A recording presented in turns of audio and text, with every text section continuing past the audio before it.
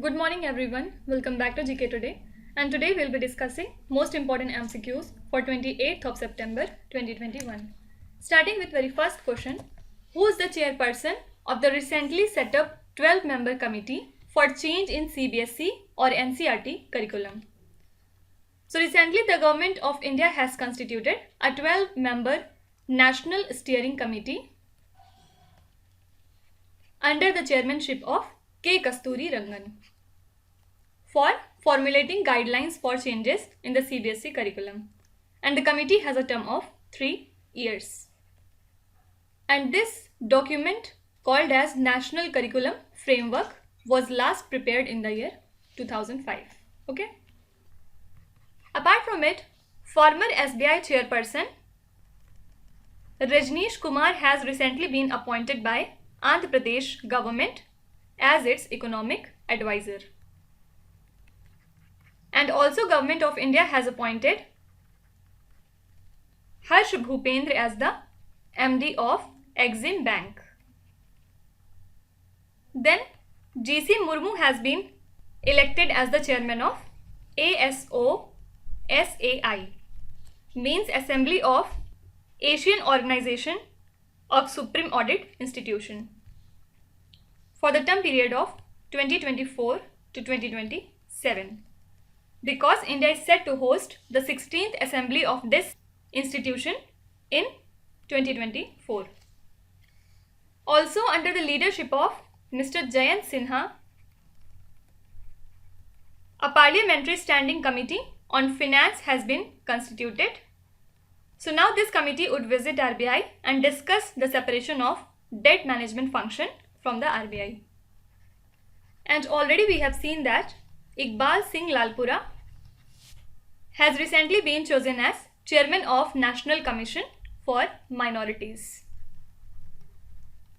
Also, Government of India has constituted an 8-member panel for framing a new law for drugs, cosmetics and medical devices. And this panel is being headed by Dr. V.G. Somani. Question number 2. Which state has passed the Religious Structures Protection Bill 2021 recently? So the State Assembly of Karnataka has recently passed this particular bill with an aim to protect the religious constructions on public places. So now as per the bill, a religious structure is defined as a temple or church, then mosque, gurudwara, mazar, buddha vihar, etc. that are constructed on a public place without authority of law. Fine. Apart from it, the Karnataka government has recently issued a circular that imposes a ban on holding the press conferences and issuing the statement by the bureaucrats. Also, the Karnataka has decided to ban online gambling or betting and to amend the Karnataka Police Act of 1963. Actually, the ban does not include lottery or betting on horse races, as mentioned by Law and Parliament. And this decision was undertaken after the Karnataka High Court repeatedly asked the state government to take a stand on online betting. Okay.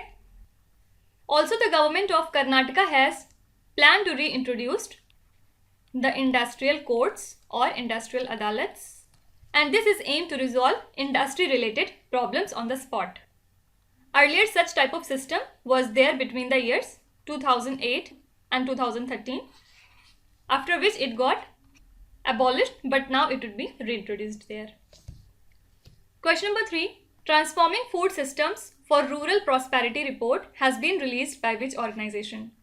So this report has been released by International Fund for Agricultural Development, which is an international financial institution and an United Nations specialized agency, and the headquarters lies in Rome, Italy.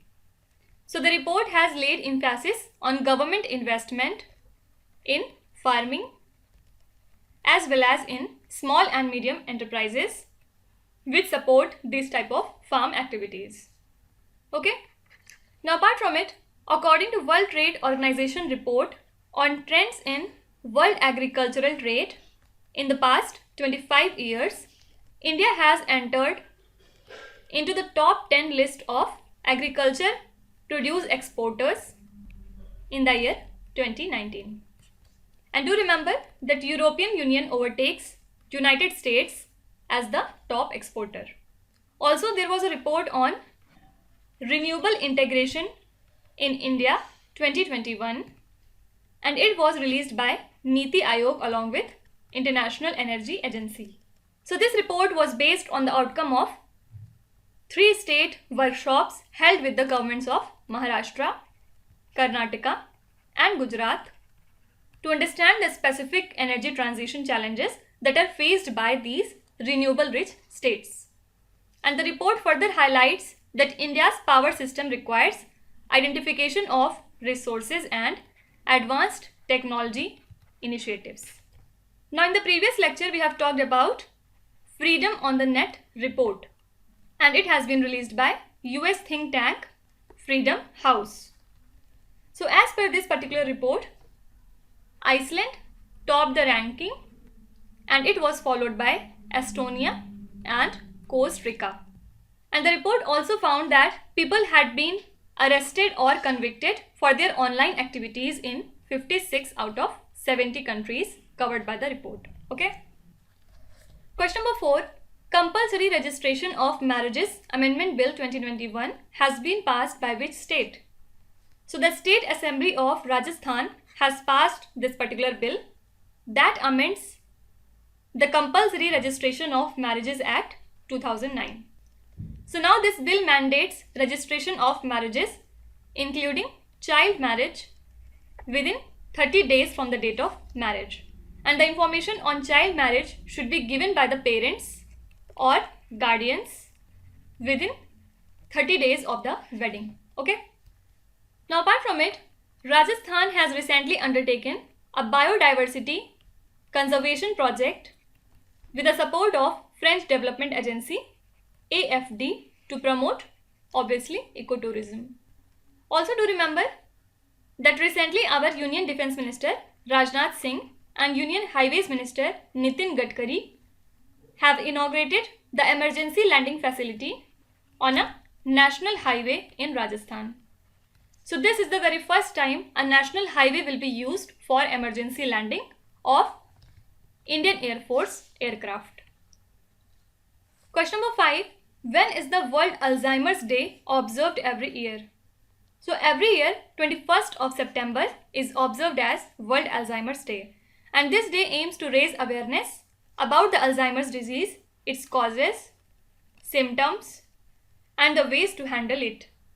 Actually, it is a type of brain condition which retards memory and cognitive abilities of the affected person. So it is the most frequent cause of dementia in older individuals, which may cause brain cells to weaken and at last die. Now on the same day, that is on 21st of September, every year the United Nations observe it as International Day of Peace. And the theme for this year is Recovering Better for an Equitable and Sustainable World, to signify that the world is healing from the COVID-19 pandemic. Okay. Then we celebrate International Day of Clean Air for Blue Skies on 7th of September. And for this year theme was Healthy Air, Healthy Planet, which basically emphasizes the health aspects of air pollution, especially considering the COVID-19 pandemic. Now what is important regarding this day for this year? So on this event, Union Environment Minister Bhupendra Yadav has launched a portal named as PRAN. Why? To track the progress of National Clean Air Program in order to comply with India's commitment to ensure clean air and blue sky to everyone. Okay. Also do remember that Bhupendra Yadav has recently inaugurated the first functional smoke tower in India at Anand Vihar, New Delhi. And this tower would be used as air purifiers to decrease the air pollution. Question number 6. NDEAR and NETF, which were seen in the news recently, are the initiatives associated with which union ministry? So our Union Education Minister Dharmendra Pradhan held a meeting on universalization of quality education through digital education. And the discussion focused on using satellite technology and internet to develop an integrated digital ecosystem. And the meeting also called for strengthening the existing Swayam Prabha initiative and coordinate initiatives like NDEAR, which stands for National Digital Education Architecture, and NETF, that is National Educational Technology Forum. And these were announced in the National Education Policy 2020.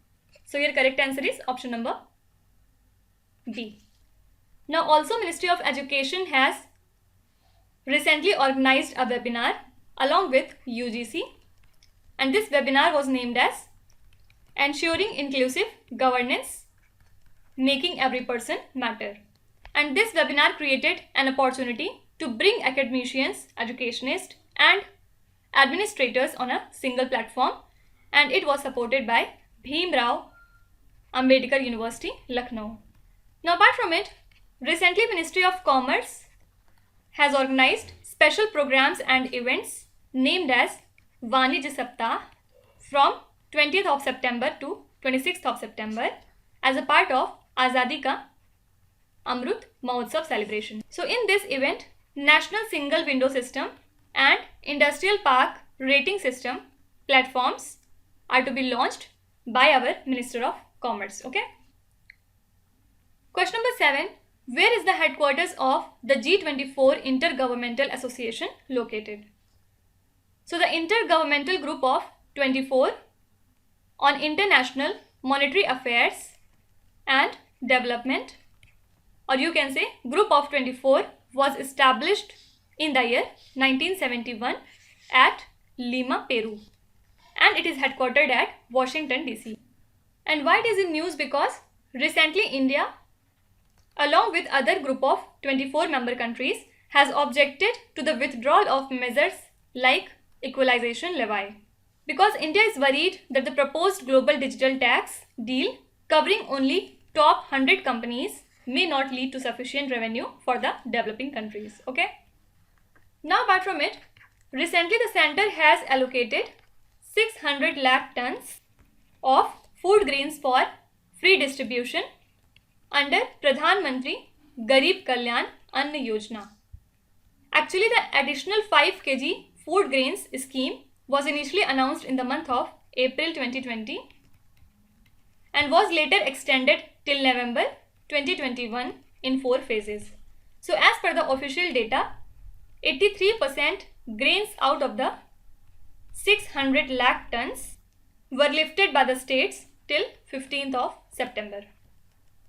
Then apart from it, the Forest Department of Odisha has proposed to fit radio collars on 7 elephants of the state to track their movement and prevent them from entering the human settlements. So basically this step aims to eliminate the animal-human conflict. So 3 elements of Chandaka Wildlife Sanctuary and 4 elephants of Simlipal Tiger Reserve have been selected for this purpose. And the device is fitted with a GPS device and the location can be tracked real time. Okay. Question number 8.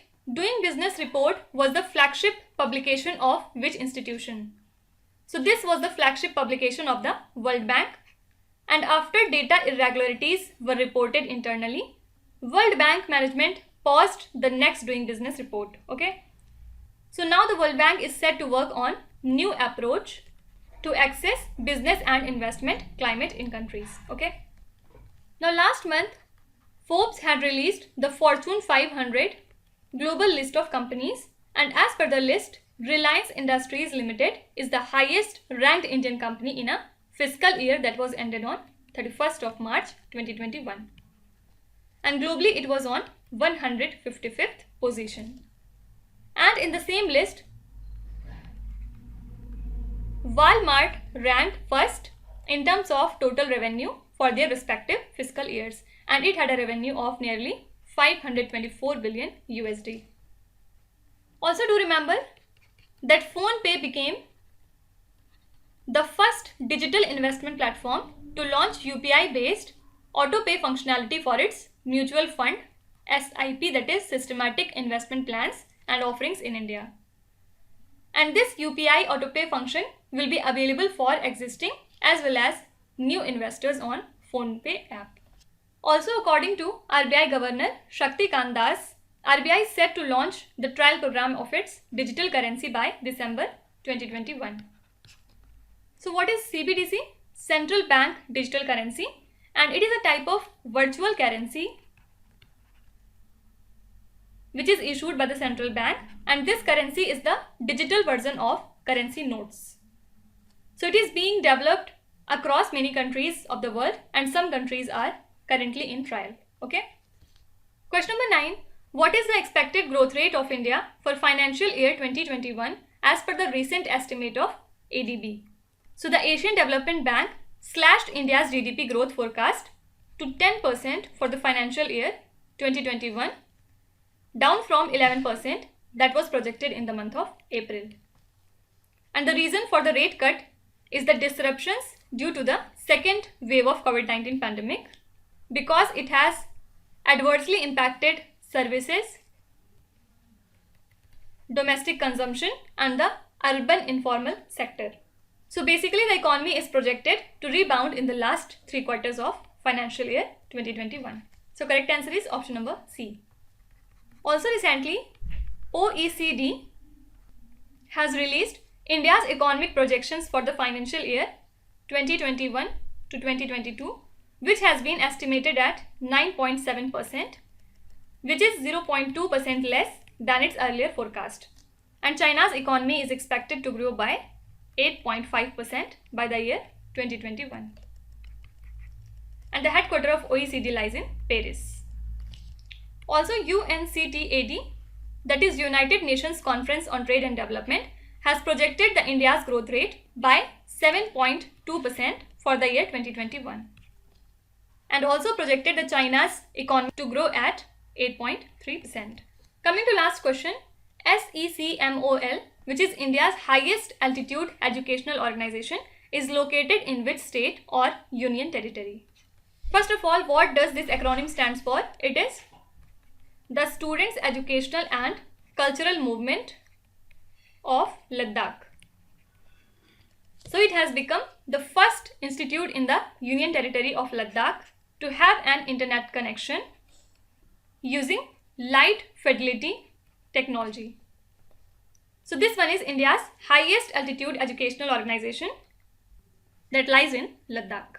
Now apart from it, according to Ladakh Resident Certificate Order